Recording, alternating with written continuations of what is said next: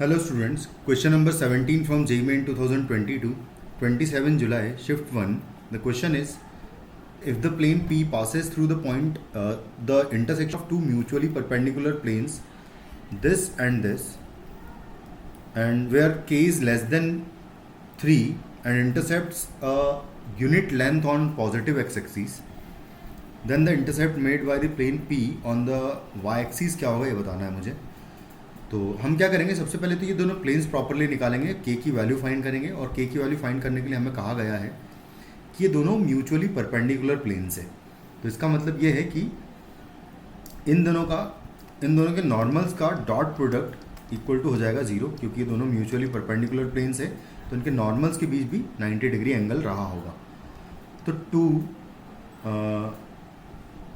2k and -5 पहला plane है मेरे पास का डॉट प्रोडक्ट, पहले प्लेन का नॉर्मल है और दूसरे प्लेन का नॉर्मल है 3k -k एंड 1 है। तो इन दोनों का डॉट प्रोडक्ट इक्वल टू 0 करूँगा मैं, तो आएगा 6k, फिर आएगा -k² और माइनस आएगा 5 equal to 0।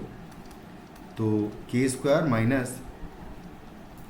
-6k + 5 equal to 0। तो इसके दो फैक्टर्स आ जाएंगे, k - 1 and k - 5 equal to 0। तो k is equal to 1 and 5 दो वैल्यूज आ रही है, बट उसने कहा है कि k is less than 3। k अगर लेस देन 3 है तो इसका मतलब k इक्वल टू 1 जो है हम लोग एक्सेप्ट करेंगे। तो फाइनली k का वैल्यू अगर आ जाएगा तो यानी कि दोनों प्लेन्स मेरे पास आ जाएंगे। दोनों प्लेन्स अगर लिखूंगा मैं तो आएगा 2x + y - 5z -1 equal to 0 and 3x - y + z equal to basically -5 कर देता हूँ इधर इक्वल टू 0। अब यहाँ पर हम फैमिली ऑफ प्लेन्स का इक्वेशन का यूज़ करेंगे, क्योंकि उसने कहा है कि लाइन ऑफ इंटरसेक्शन से पास करने वाला प्लेन है। तो लाइन ऑफ इंटरसेक्शन से जो पास करने वाले प्लेन्स होते हैं वो बेसिकली फैमिली ऑफ प्लेन्स के द्वारा हम लिखते हैं। तो उसको लिखूंगा मैं तो आएगा 2x + y - 5z -1 ये पहला प्लेन एंड प्लस आएगा lambda times second plane which is 3x - y + z and आएगा -5 इक्वल टू 0। अब उसने कहा है कि जो प्लेन है उसका पॉजिटिव एक्स एक्सिस पर जो इंटरसेप्ट है वो 1 यूनिट है।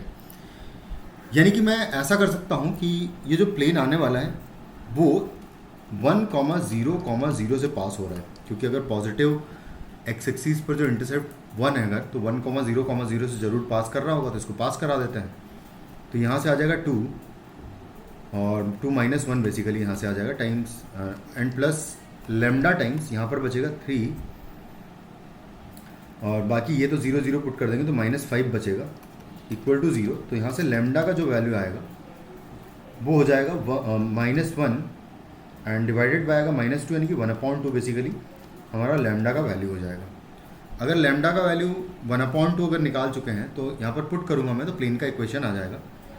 तो जब प्लेन का इक्वेशन लिखूँगा मैं तो प्लेन का इक्वेशन हो जाएगा मेरे पास 2x + y - 5z -1 और आएगा +1/2 टाइम्स लेमडा का वैल्यू पुट कर देंगे यहाँ पर 1/2 3x - y + z - 5 equal to 0।